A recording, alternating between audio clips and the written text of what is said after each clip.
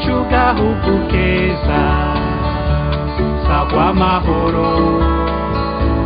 mubawe abana bawe bose wavyaye utekanirwe utunganirwe gahugu kacu umutima wa Afrika abansi bawe bakanibona waratemvye niwatembagaye iyakuremye irakubona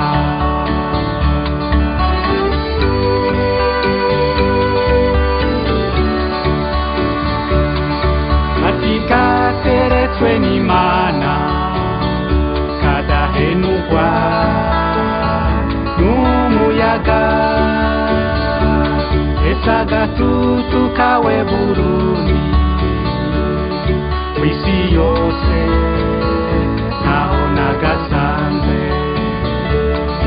mu gitondo izuba riserutse ubwiza bwawe ntiworaba ku mugoroba inka zitashe Imana iruruka ikaguhezagira gahugu kacu kiteka murekira intambara abana bawe bagukunda tuzogusanura tuguteza imbere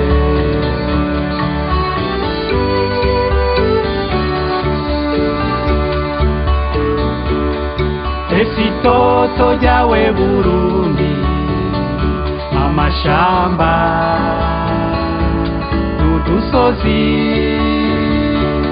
ipampa ryiza n'icayi ciza n'ikawa nziza n'itunga ryawe ibiyaya imyonga n'inzuzi ibiyaga Tanganyika ibikoko n'utunyoni twiza turirimba ubwiza bwawe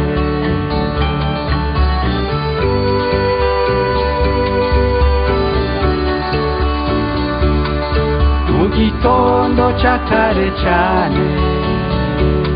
abana bawe bagenda ku mirimo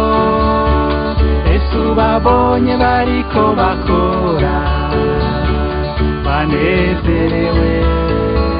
birahimbaye Arundi twese twijukira ibikorwa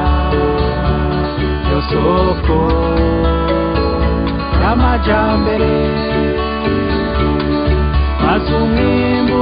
ube mwinshi amahinguriro iyongere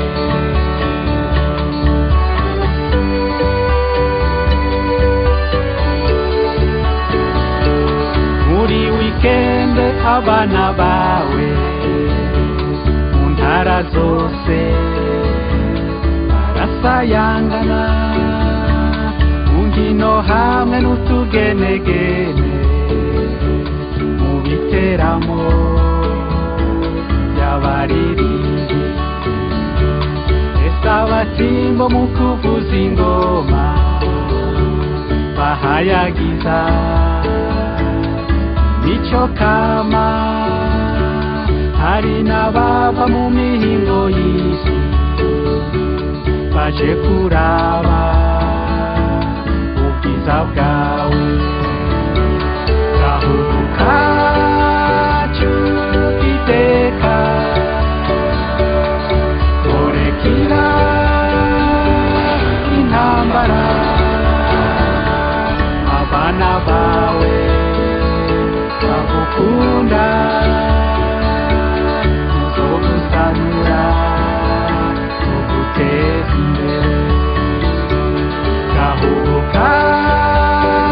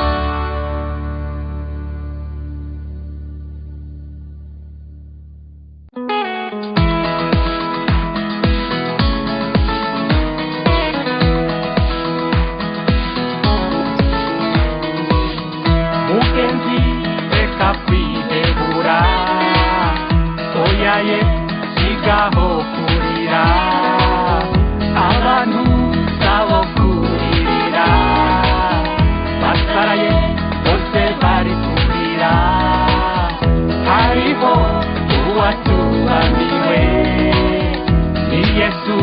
sinzi yabamwizeye mubwire ibikuruhije Imana iwe yakuremye umusara wawe igorogota Yesu yaracuye ab'isi bose oyaye bigahurira ukama umubwire byose